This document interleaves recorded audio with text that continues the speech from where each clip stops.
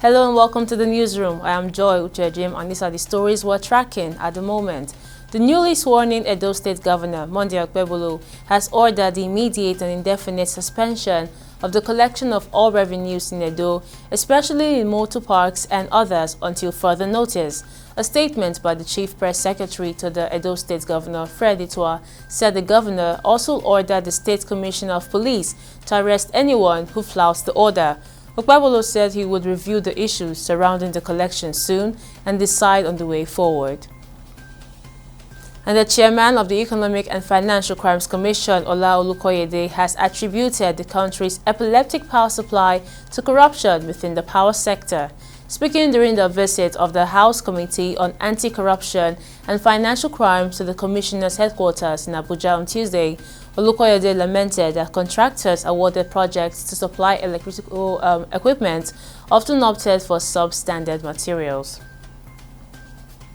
And the Chief Judge of the Federal High Court of Nigeria, Justice John Tosho, has announced that the 2024 Yuletide vacation for judges will commence on December 16, 2024. According to a circular signed by the Chief Judge and made available to journalists on Wednesday in Abuja, the vacation ends on Monday, January 6, 2025, as the court resumes sitting on Tuesday, January 7, 2025, in all judicial divisions.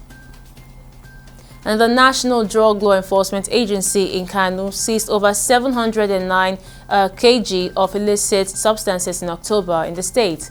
This is contained in a statement signed and released by the spokesman for the agency's Kano Command, ASN Sadiq Mohammed Maigarite, on Wednesday. According to him, the total illicit substance recovered under the period is 709.9 kg, which is made up of 309.9 kg of cannabis sativa. And in the world of business, Vice President Kashim Shettima says that trade facilitation programs implemented by the current administration increased the country's trade balance to 6.5 trillion naira in the second quarter of 2024. According to him, efforts to maximize economic opportunities ensured that exports to other countries accounted for 60.8%, or equivalent to 19.4 trillion naira of total trade, representing a marginal increase of 1.31% to 19.17 trillion naira in the first quarter of 2024, and a 201.76% increase from 6.4 trillion naira recorded in the second quarter of 2023.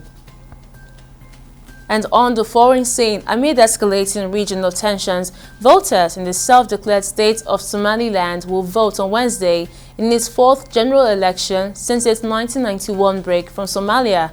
Incumbent President Mose Bihi Abdi is seeking a renewed 5-year mandate in the election, delayed by 2 years because of time and financial constraints, according to authorities. And finally, on sports, the Nigeria Football Federation has confirmed the arrival of all invited players at their Abidjan camp for the last phase of the Africa Cup of Nations qualifiers, except for Real Sociedad striker Sadiq Umar. Aside from the gangling striker, the other 22 players took part in their first training session as the team intensified training for a potentially explosive encounter with neighbors Benin Republic on Thursday at the much familiar stadium in Abidjan. And those are the major stories from our newsroom at the moment. We'll update you at the top of the hour with more stories. See you next time.